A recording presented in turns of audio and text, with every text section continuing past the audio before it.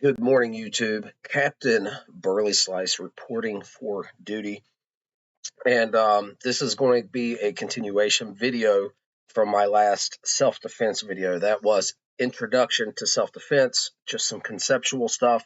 This is going to probably be titled Tools for Self-Defense. And in this installment of Tools for Self-Defense, I am going to be speaking of the most practical tool for self-defense, in my opinion, and many others, which is the pistol, the handgun. Of course, in a perfect world, that's not the right tool for the job. What we would want if someone was wanting to harm you or your family and you had to protect life and innocence would be this, right? It would be the rifle. This is far more effective of a tool. It has much greater range, much greater effect, much greater accuracy and shootability. But because we can't all live our lives walking around with a rifle slung, although sometimes I wish that was a bit more normal in this crazy world, we can conceal carry. We can have a handgun on our person concealed. And these are just my thoughts. There's lots of options, but I want to go through some of the options that I have available here and that I have used and what I think about them. Some stuff to consider if this has not been a road that you have went down and is something you potentially want to investigate. So we're going to start off back in the 80s. The miniaturization of firearms for discreet concealed carry has been around for a long time. Back in the early 1900s, there was all kinds of itty bitty little pea shooters, Berettas, Walthers, Brownings, all kinds of little purse guns, and they work, but there is problems with those. The ergonomics are not great, the shootability are not great, and the smaller of a gun you make, the less it performs. And a lot of times it's of a substandard caliber that has less effectiveness on target. So back in the 80s, there was a big movement to miniaturize some of these platforms, concealed or pistol platforms for concealed carry. And there's lots of options. I'll show you what I have available. Just as an example, what I have here, let me unload and show clear. I don't know if I actually need to show you visual, physical. It's clear, it's safe. If you're afraid I'm going to harm something through the screen you're watching this on, then go get a life. But what this is a Colt government pocket light, and it is chambered in 380 ACP. Not my favorite caliber. It's a 9mm projectile, but it is shortened.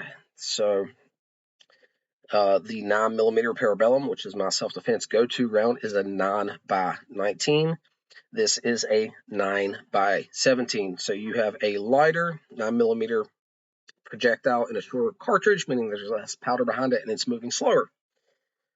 But this is a miniaturized Colt 1911, a Colt government pocket light design in the 80s, and was quite popular with undercover law enforcement and federal agents as a deep concealment piece. And it's accurate, it functions, but it's not that shootable. The shootability is it's not really there. It's a single stack magazine. I think it holds 6 rounds, and for what it is, it's a lot better than a pokey stick. But that was kind of where we were heading. Nowadays, we have the beautiful tactical Tupperware. What I have here is the Mrs. Glock 42 in a ankle holster. The Glock 42 rendered safe, visual, physical inspection of the chamber. This is also a 380 ACP in a very small, very slim package. The difference between these two is This gun is more cost effective. It's cheaper. It is going to be more reliable, and it's going to be more shootable. And what I mean by that is you can run it faster and harder better. Now, it's still a big compromise, and this would not be my preferred method of concealed carry, but something like this is a modern option and about as small as I'd want to go for a concealed carry piece. My actual preference is what I have been carrying since I turned 21 about 16 years ago, and I got my concealed carry permit. I've actually carried the same handgun every day for that length of time, and it's beat the absolute crap, and it functions fantastic. Now, it's not, I carry other stuff occasionally, but this is my primary carry, and as you can see, just a t-shirt, very minimal printing. This is a Gen 3 Glock 26.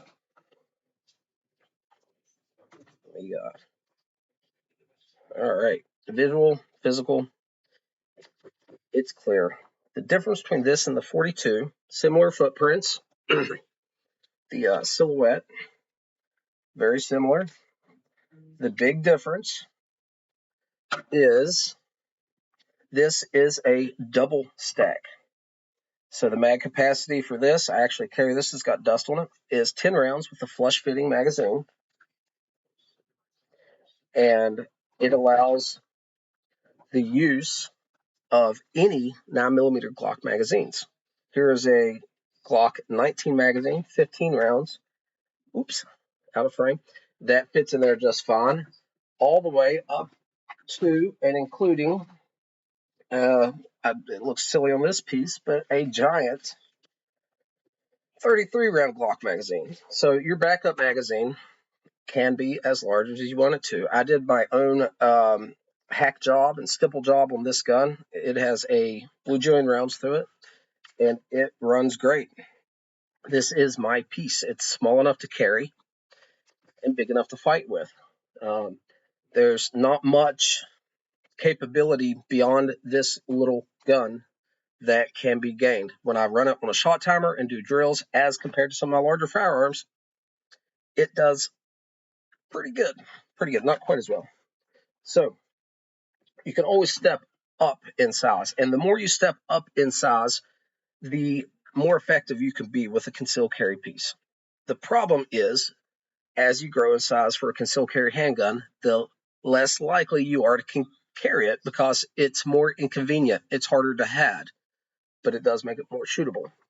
So going up from the Glock 26, we have the Glock 19. This actual Glock 19 is a Glock 19 clone. This is a Ruger RMX. It's a Ruger Magpul collaboration, and this is in a Safariland Incognito X, Incog X, Haley Strategic Safariland collaboration holster. It's a great holster. So going up from the Glock 26 that holds 10 rounds in the flush fitting magazine, the Glock 19 holds 15 rounds in the flush fitting magazine, as you can see here.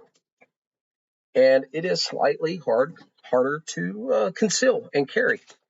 It is slightly more shootable, more effective. And everyone knows the Glock 19.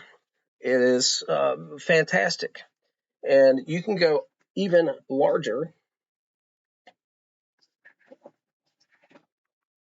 All right, and what I have here, this is a Glock 45. This one is equipped with a Trigicon RMR red dot, and this is a Glock 19 size slide with a Glock 17 size frame. This one holds 17 in the flush fitting magazine, and this is a true fighting handgun, a service size handgun. A lot of law enforcement agencies, federal agencies are running this. This is a great piece. The problem is, for concealed carry, it's in a concealed carry holster. It is harder to hide, but way more shootable than the smaller options. So what I'm getting to here, guys, is it is a balancing act. You want something that fits your hands, that you can comfortably shoot well, but not so large that you won't carry it. Now, there's off-body carry options. It's probably not preferable, at least from my point of view, for a lot of reasons.